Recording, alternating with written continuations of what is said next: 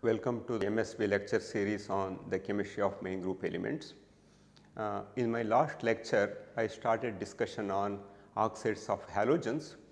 I did mention about the oxides of fluorine and chlorine, and you can see here in this one I have given the method of preparation for ClO2 and also bromine and iodine oxides.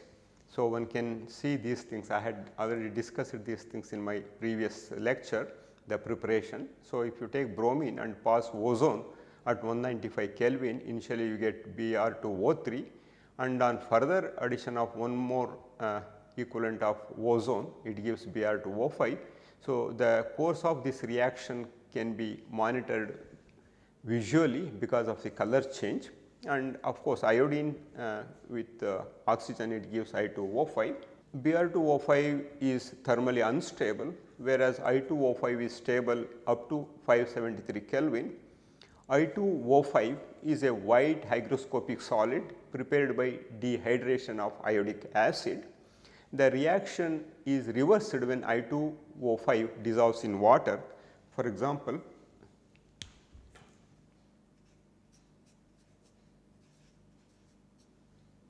I2O5 when it is treated with water, it gives 2HiO3.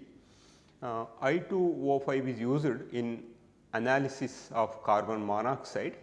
In the solid state, I2O5 is structurally related to Br2O5 with the difference that it has a staggered conformation, probably as a result of extensive intermolecular interactions where we have I2O interaction. Of course, that is more or less equal to 223 picometer, the IO bond distance non-bonded. And if you are curious to know the structures of various halogen oxides, here it is, and Cl2O, Br2O to have bent structure having two lone pairs, whereas Br2O3 has this structure with one oxo bridge, and Cl2O4, Br2O4 also have mixed valency with one oxygen bridge. Br2O5 one oxygen bridging is there, and Cl2O6 also mixed valency is there for chlorine, and in case of Cl2O7 and Br2O7 you can clearly see here both are in +7 state. Okay. Let us look into iodine oxides. Among all the halogen oxides, those of iodine, particularly in higher oxide states, are the most stable. So, for example, if you take I2O5 in which iodine is in +5 state, decomposes only at temperature greater than 300 degrees centigrade, and that is made by heating HiO3. So, iodine oxides, unlike the chlorine and bromine ones, have polymeric structure. I have listed some oxyacids and here. So, let us look into oxyacids and oxyanions of the halogens. If you see here, I have given some acids HOCl, HOF, HClO2, HClO3 and HClO4. For a given halogen, the strength of the acid increases with oxidation state. For example, if you consider HClO4, chlorine is in +7 oxidation state, and also you can see acid dissociation constant. This clearly indicates that perchloric acid is a strong acid compared to HOCl. Halogens in their +7 oxidation state are known for forming halic acids, for example, HXO4 perchloric acid we say, or in general it is called halic acid where halogen is in +7 state, and halite ions are essentially +7 salts. Known for chlorine, bromine and iodine, ClO4, BrO4 and IO4. Chloric acid is a strong oxidizing agent, but least strongly oxidizing of all chlorine acids. The chlorate anion can be used to crystallize large cations. For example, when we make some coordination compounds having a chloride as a counter anion, because of the difference in the size, those complexes may not be stabilized. Once if the chloride is replaced by perchlorate, that cation is stabilized and also it crystallizes very easily, and chlorate salts are quite explosive and shock sensitive. those who are working with perchloric acid or perchlorate salts, they have to be extremely careful, and they have to take a very minute quantity of those compounds. In few minutes they have to give a little hammering and see whether they explode or not. Essentially these compounds are explosive and shock sensitive. Chlorate 7 salts are often referred to as perchlorates. Let us look into oxyacids and their salts. Hypofluorous acid, that is HOF to start with. So, fluorine is unique among the halogens in forming no species in which it has a formal oxidation state other than -1. One should remember, among all elements in the periodic table, only fluorine can exist in only -1 oxidation state, and it can make any other element in the periodic table exists in higher oxidation states. The only known oxoacid is hypofluorous acid, that is HOF, which is unstable. It is obtained by passing F2 over ice at 230 Kelvin and condensing the gas produced. For example, F2 when it is treated with H2O at 230 Kelvin, HOF is formed along with HF. At 298 Kelvin, HOF, hypofluorous acid, decomposes rapidly.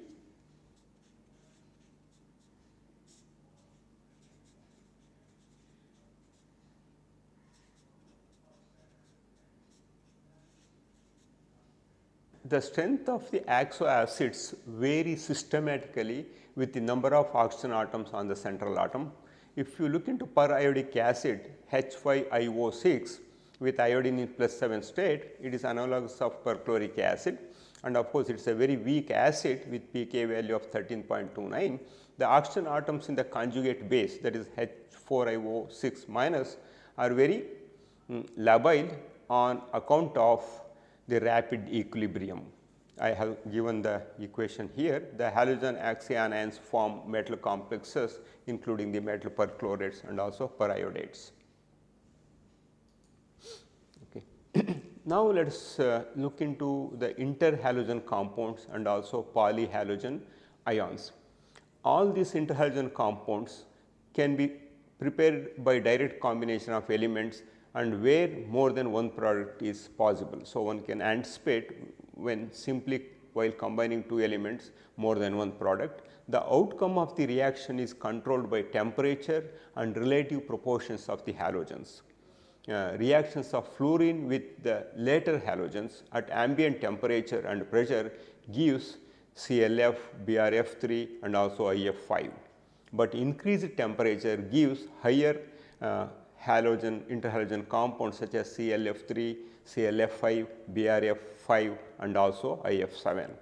For the formation of IF3, the reaction between I2 and F2 has to be carried out at 228 Kelvin. That means they are sensitive to the stoichiometry as well as the reaction condition and temperature.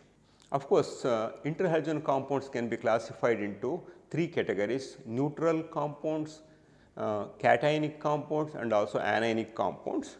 When we talk about neutral compounds, we have several examples that already I had showed you. However, let me write some of them again. For example, IF, BRF, CLF, ICL, IBR, BRCL. While writing these compounds, make sure that the most electronegative will be coming onto the right side, and the one that is in positive oxidation state comes on the left side. One can also write higher ones, EF3 or EF5, where E can be chlorine, bromine or iodine, IF7.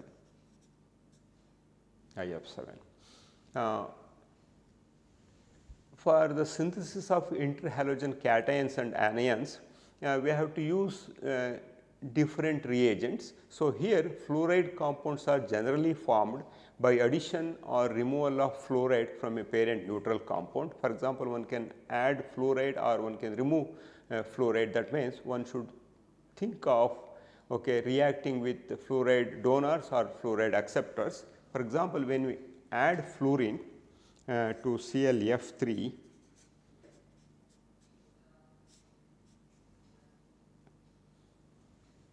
good fluoride donor is cesium fluoride. For example, ClF3 when it is treated with cesium fluoride, it forms CsClF4. If we use a fluoride remover such as pentafluoroarsine,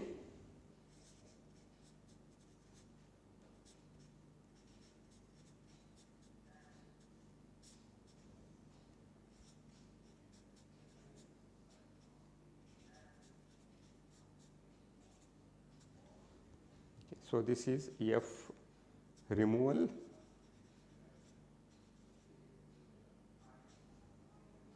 and F addition.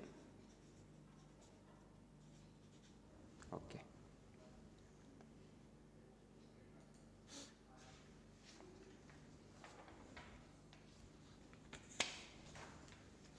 Addition and fluoride removal is equivalent to the addition of F plus, which is not stable on its own. So, vigorous oxidation, for example, using KrF2, inert gas fluorides are very strong fluorinating agents. Of a lower oxidation state, compound can also be obtained. For example, if we treat ClF5 with fluorinating agents such as krypton difluoride in presence of fluorine acceptor such as AsF5, it leads to the formation of ClF6 plus and AsF6 minus, followed by the reduction of KrF2 to give Kr.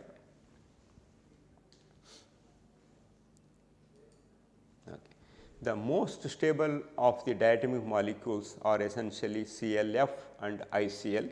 At 298 Kelvin, IBr dissociates somewhat its elements, while BrCl is substantially dissociated, and bromine monofluoride readily disproportionates to give bromine and bromine trifluoride. For example, if you take 3BrF and this gives Br2 plus BrF3. Okay. Also, iodine fluoride is unstable at room temperature. This also decomposes in this fashion. 5IF gives 2I2 plus IF5. In general, diatomic interhalogens exhibit properties intermediate between their parent halogens. Chlorine monofluoride acts as a powerful fluorinating agent and also as oxidizing agent. For example, tungsten, when it is treated with chlorine monofluoride ClF, it gives tungsten F6 hexafluorotungsten plus 3Cl2. Some of these compounds can behave as fluoride donors as well as fluoride acceptors. For example, let us see the fluoride donor property. Let us take 2ClF plus AsF5. So, here we know that of course, the moment we treat with another reagent, by looking to the nature of the reagent, we should be able to tell whether fluoride donation is there or fluoride acceptor property is shown by interhalogen compounds. So, in this case we have a fluorine acceptor, so it acts as a fluorine donor. So, in this case it gives Cl2F plus and AsF6 minus. Now, ClF is there, chlorine monofluoride, plus we have cesium fluoride.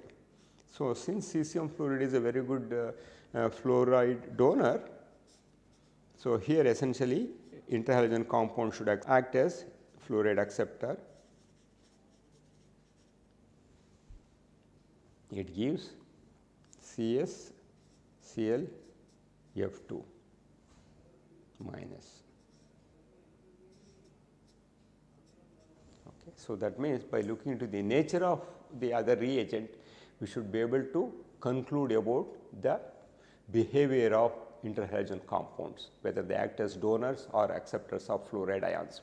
The structures of Cl2F and ClF2 minus can be rationalized using valence shell electron pair repulsion theory. Probably you can try at home. Iodine monochloride and monobromide are less reactive than ClF, but of importance is the fact that in polar solvents, ICl is a source of iodine plus and iodinates aromatic compounds. So, this is where the application of this one in organic synthesis comes into the picture.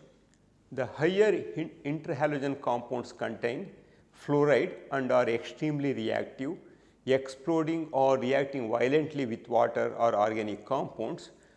Despite these hazards, they are very valuable fluorinating agents. Example, the highly reactive chlorine trifluoride converts metals, metal chlorides and metal oxides to corresponding metal fluorides. One of its main use is in nuclear fuel reprocessing for the formation of uranium hexafluoride. So, here uranium on treatment with 3 equivalents of chlorine trifluoride gives uranium hexafluoride along with chlorine monofluorides. When we talk about reactivity, reactivity decreases in the general order, that is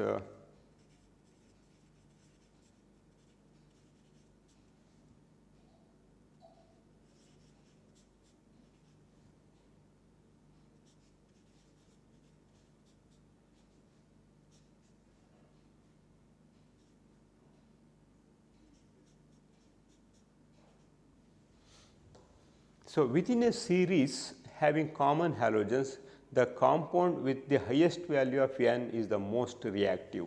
For example, let us consider the bromine series. Let us say we have BrF5, we have BrF3 and BrF. So, reactivity highest value of N. So, that means something like this. Okay. So, that means pentafluorobromine is much more reactive than bromine monofluoride. So, in line with these trends is the use of IF5 as a relatively mild fluorinating agent in organic chemistry. So, as a result, what happens, one can use IF5 as a relatively mild fluorinating agent in organic chemistry. Some of these interhalogen compounds can also undergo self ionization. For example, let us consider IF5.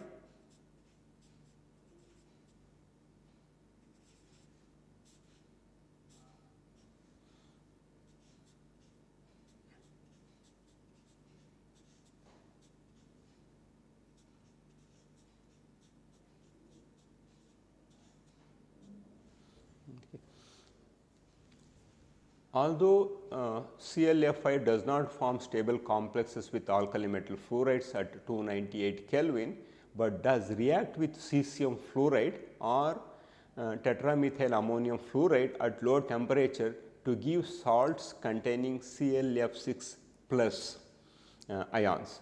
IF6 plus can also be made by treating IF7 with fluoride acceptors. For example, if you take IF7, treat with fluoride acceptors such as arsenic pentafluoride or pentafluoroarsine, it forms IF6 plus cation. ClF6 plus and BrF6 plus must be made from ClF5 or BrF5 using an extremely powerful oxidizing agent, because ClF7 and BrF7 are literally not known. The use of KrF plus to oxidize bromine 5 and 7 is quite common. For example, let us take KrF salt and treat this one with BrF5. It leads to the formation of, as I said, BrF6 plus and AsF6 minus plus krypton. So, this is how one can generate cationic interhalogen ions. Let us look into polyhalogen cations. Okay. So, several homonuclear polyhalogen cations are also known. For example, Br2 plus, I2 plus, I3 plus, Br3 plus, of course Cl3 plus and Br5 plus as well as I5 plus. Of course, I4 2 plus is also known and I7 plus exists, but it is not well characterized. Cations such as Br2 plus, I2 plus can be obtained by oxidation of the corresponding halogen. For example, if you take Br2 and if you treat this one with SbF5 in presence of BrF5, it gives Br2 plus and Sb3 F16 minus. Okay. Similarly, iodine on treatment with S2O6F2 in presence of HSO3 F, it gives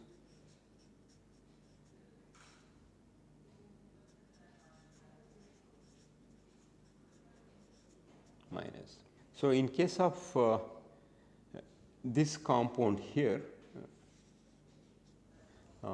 Br distance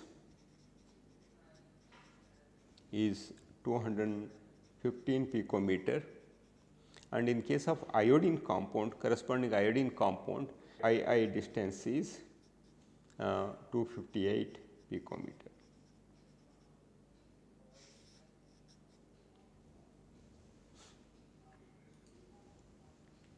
The cations are paramagnetic and I2 plus dimer is at 193 Kelvin to give I4 2 plus.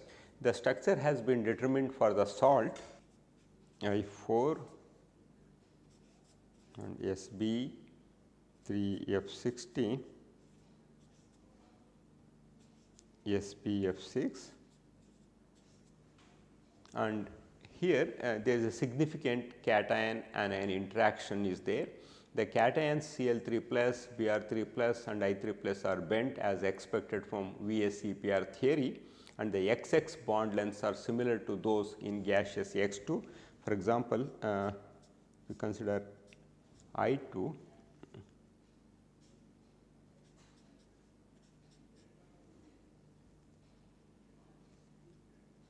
there is some interaction like this, and here it is 326 picometer, whereas this distance is 258 picometer, and this is of course this is I4 2 plus. In case of this one where X can be chlorine, bromine or iodine, plus of course here one can see the lone pairs will be there. So, it is a bent structure, one can anticipate. So, and Br3 plus and I3 plus can be synthesized again using ASF5. For example, 3Br2 plus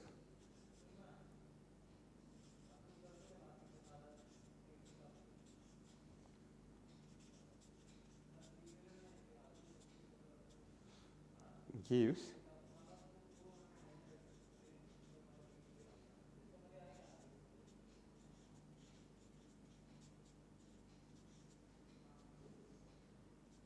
2O2 3I2 plus 3SF5 in liquid sulfur dioxide. It gives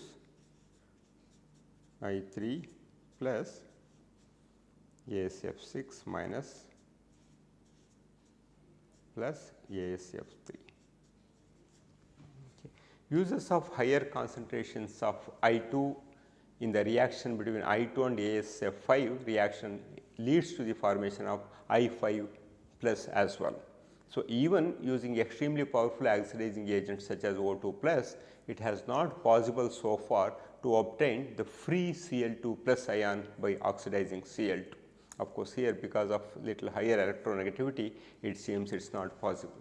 Okay. So, I have given some examples of both cations and anions of interhalogen species. One can see the existence of these cations and anions in +1, +3, +5 as well as +7 oxygen states. For example, you can see here ClF2 plus, ClF4 plus and ClF6 plus, and similarly ICl2, BrF4, BrF6 plus and IF4 plus, IF6 plus. And also in case of anions also you can see here, of course, by just looking into the charge, considering the -1 for peripheral species, you should be able to determine the oxidative state of the central halogen atom or central halide ion.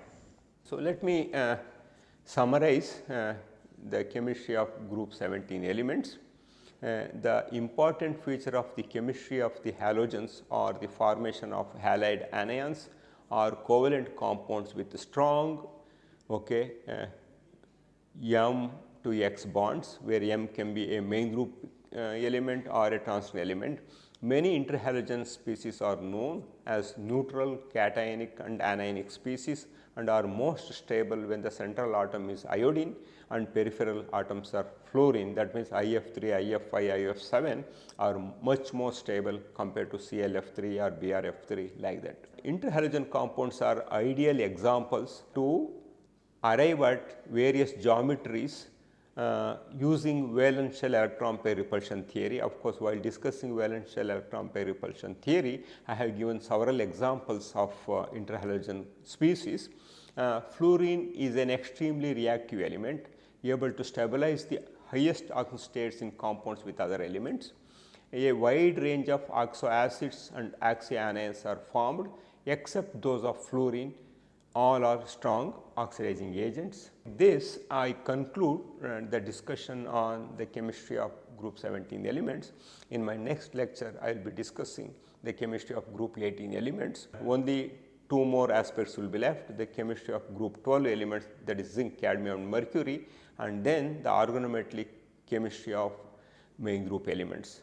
With this, thank you very much and see you in my next lecture.